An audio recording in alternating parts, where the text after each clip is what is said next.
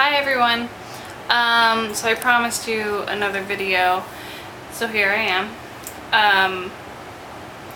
The first locket that I've been working on has been quite the challenge. You know, I have these ideas and they just don't work. Or I measure things wrong and have to redo them, but after making a bunch of mistakes and sort of figuring it out as I go, even though I feel like I did a lot of planning, now I'm actually on the right track. So just to bring you up to speed, I had my Locket body and I was going to make this faceplate for it to give me more room for the hinges, but I did that, and the width of the inside of the faceplate, here is the scrap of the faceplate, it was too wide, and I'm just going to turn you around, and it came too close to the edges of the body, and realistically I was kind of soldering things backwards. Normally you would you know, make the faceplate or solder this onto a base, then trim out the faceplate design from the base and then solder it back onto it. So after unsuccessfully trying to solder this onto it, you know, it's all bent up because I had to tear it off. I am now going to be doing just what I said, which is saw out a pattern from this back plate and then flip it over and solder it onto a new back plate. So this side will then have the faceplate on it that I will be putting these lovely little doors onto. And to solve the problem of the curvature on the doors, let's see if I can get you a little closer. The curvature on the doors, I'm actually going to be sawing out a little section from the door, and that will be the hinge plate so that it all matches up. And then it'll, you know, it'll just open and close with that section cut out. It might be a little hard to visualize right now, but it'll come in. So anyway, another thing that I'm learning with this locket is I have one torch, and while it does have a very large tip that I can use, I'm having to create like ovens to solder things onto this locket, and that can be really difficult, especially because my like honeycomb soldering things are kind of breaking because of all the heat. So this is just sort of teaching me I need to make things a little bit smaller, which brings me to my next design. These are drawings for my next design.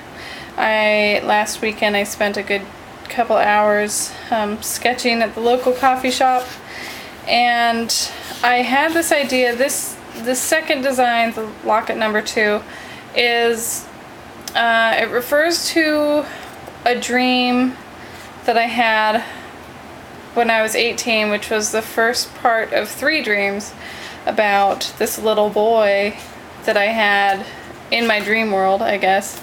And they kind of started, the first dream was when he was 2 or 3 years old, the second dream was when he was just a baby, he was still in a car seat, and the third dream was me giving birth to him. So it kind of went backwards, but this is about the first of those 3 dreams.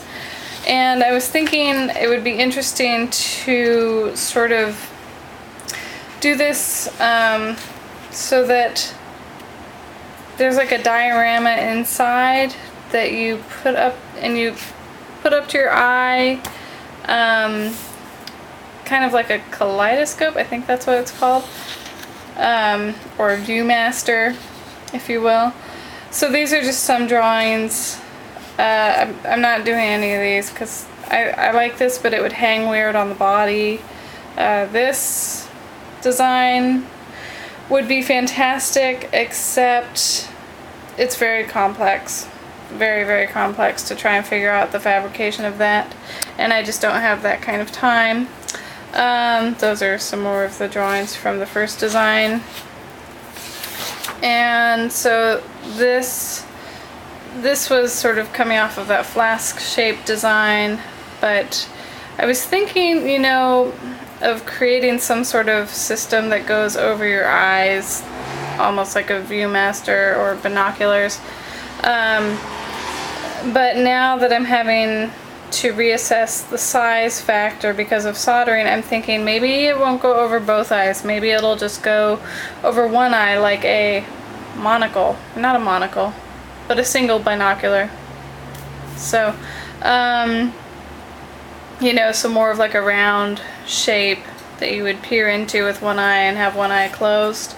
I'm not sure how big the body will be. This took a while to figure out the actual fabrication of this, but through a lot of sketching, a lot of planning, I actually did figure it out, so I'm kind of hesitant to go back and figure out a new plan, but it shouldn't be that hard.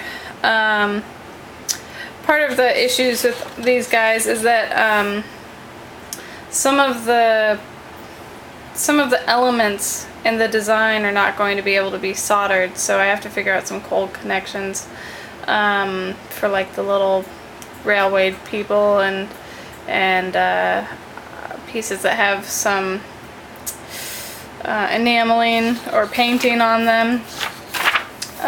But anyway, if you look lower on my blog, you'll see, if you look over on my blog, you'll see progress shots and whatnot. So I'll keep taking photos and try and make another video in about a week. I love all the feedback that I get from the videos, and you know, I hope that my experience with this is helping someone out there. So thanks. See you guys later.